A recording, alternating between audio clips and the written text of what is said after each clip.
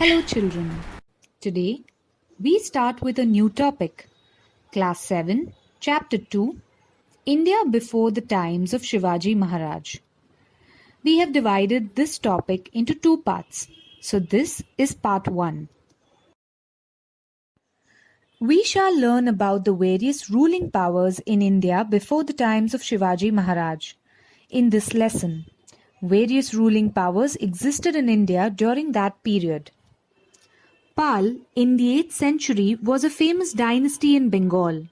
In central India, the Gurjar Pratihar power spread up to Andhra, Kalinga, Vidarbha, West Kathiawar, Kannauj and Gujarat. Among the Rajput dynasties in North India, the Gadwal and the Parmar dynasties were the important ones. Among Rajputs, Prithviraj Chauhan belonging to the Chauhan dynasty was a valiant king.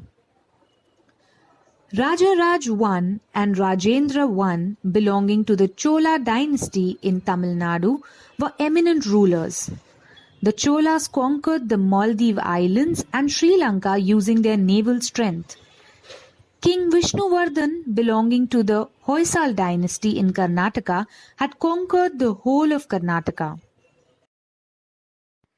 During the reign of Govind III of the Rashtrakud dynasty in Maharashtra, the Rashtrakud power spread from Kannauj up to Rameshwar. Later, Krishna III conquered the region up to Allahabad.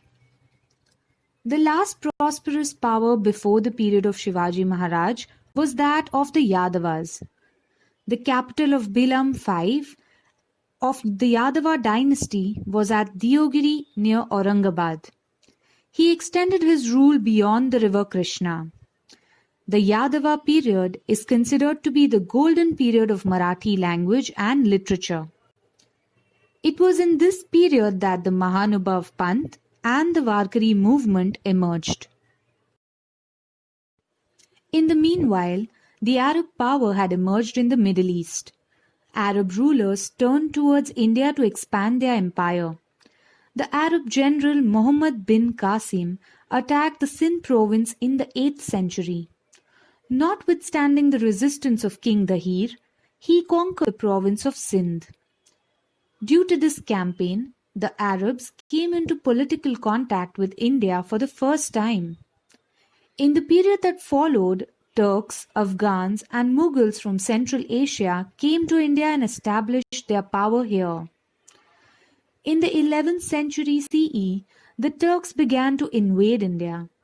Expanding their territories, they reached the northwestern frontier of India.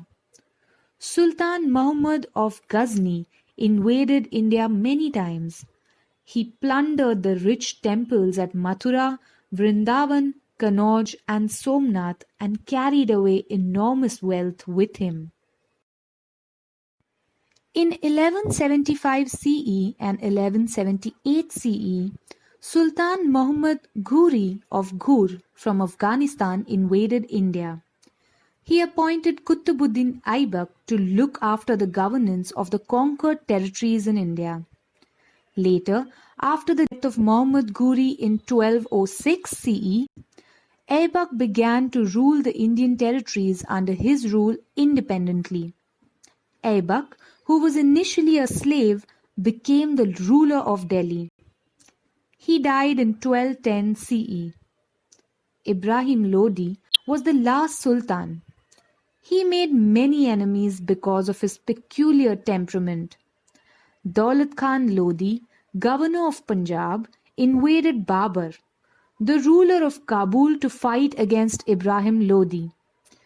Babur defeated Ibrahim Lodi in the battle and thus the Sultanate came to an end. The Kingdom of Vijayanagar. During the reign of Sultan Muhammad bin Tughlaq of Delhi, there were many revolts in the south against the central power of Delhi.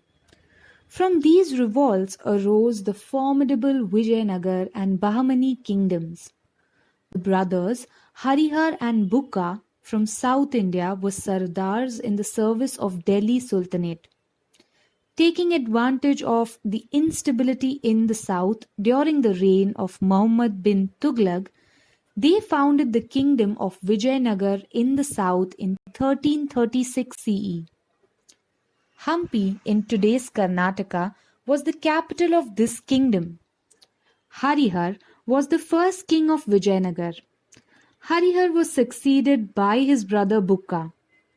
Bukka brought the region up to Rameshwar under his control.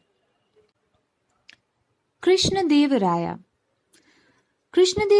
ascended the throne of Vijayanagar in 1509 CE. He conquered Vijayawada and Rajmahendri and annexed the regions to this kingdom.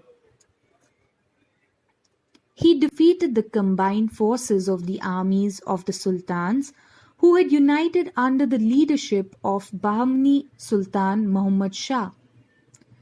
During Krishnadevaraya's reign, the kingdom of Vijayanagar extended from Cuttack in the east up to Goa in the west and from the Raichur Doab in the north up to the Indian Ocean in the south. He died in 1530 CE. Krishnadevaraya was a scholar. He wrote Amukta-Malyada, a Telugu compendium on polity. The Hazar Ram temple and Vitthal temple were built in Vijayanagar during his reign. The decline of the Vijayanagar kingdom began with the death of Krishnadevaraya.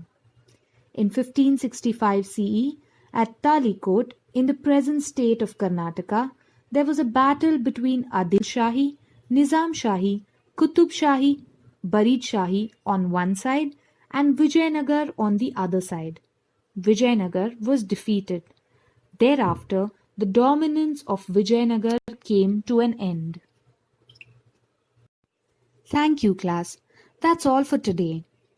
We will continue with the part 2 of the same lesson in our next video.